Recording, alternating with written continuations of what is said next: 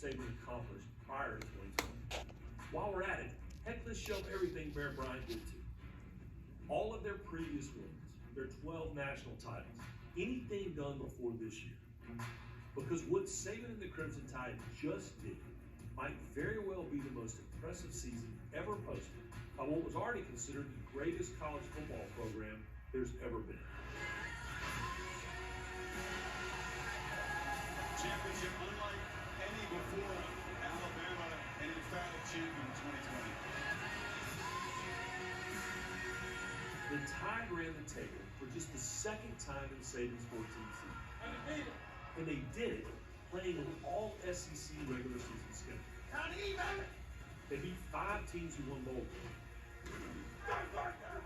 And in the college football playoff, they defeated the 2 leading candidates to challenge them for that greatest program ever time, Notre Dame and Ohio State. They did all of the above with style. Hurling is there, Savante! Oh my goodness! Ranked among the national leaders in nearly every major offensive category all season long, producing 3 of the top 5 Heisman vote winners. Smith, Jones, Harris, the triplets were tough to stop. 2 Heisman finalists. The best players for Alabama are the best in all of college football. And the announcement, please. Winner of the Heisman Trophy, Devontae Smith. All of that would be impressive in any year. But when placed within the context of this year, it feels like a miracle. No spring practice. A season that started a month late after the commissioner said it might not start at all. An Iron Bowl played without Saban. A near-empty stadium. A moved Rose Bowl. The constant looming threat of a shutdown. The stress was as relentless as the Alabama offense. Stay focused on what you need to do to keep getting the results that we want. But the Tide didn't merely survive the 2020 college football season. They rolled it. Alabama does it. Absolute perfection. Posting the most perfect season in the middle of this most important year.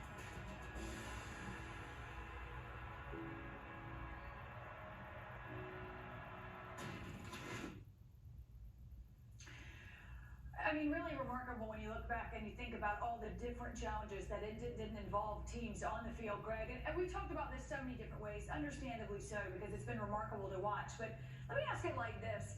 Do you think this is Nick Saban's best coaching performance, given what he had to get his team to agree to and buy into in order to be successful? Yes.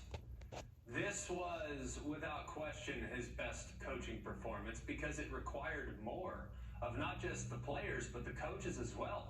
The sacrifices, and also, in some cases, being able to delegate. At one point, he wasn't on the sideline for the Iron Bowl. Think about that. He had to delegate that responsibility to Steve Sarkisian, and he also had to delegate responsibility in the week leading up to the Georgia game by not being there because he had a false positive test early in the week. So I think it was, without question, his best coaching performance. Another thing, too, it's been 6 or 7 years in the making of the transition from a team that made their hay on the defensive side of the football to becoming more and more about scoring points and creating RPO and being a pass-happy attack.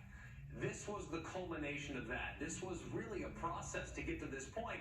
And even dating all the way back to 2018 or 17, the last time they won a national championship, they still won a few games that year on the defensive side of the football. That was not the case. They didn't win a single game because of defense this year. And it truly was a remarkable performance from start to finish by Coach Saban and his entire staff.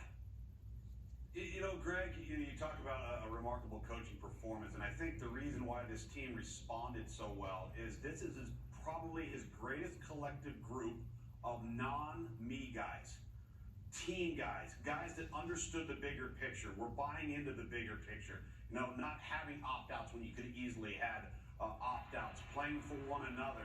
That whole thing, I actually think, was galvanized by this pandemic. Having to spend more time with each other, not going back to the dorm room, not going out socially. Who were you around? The only people you could be around. And I think that created some camaraderie.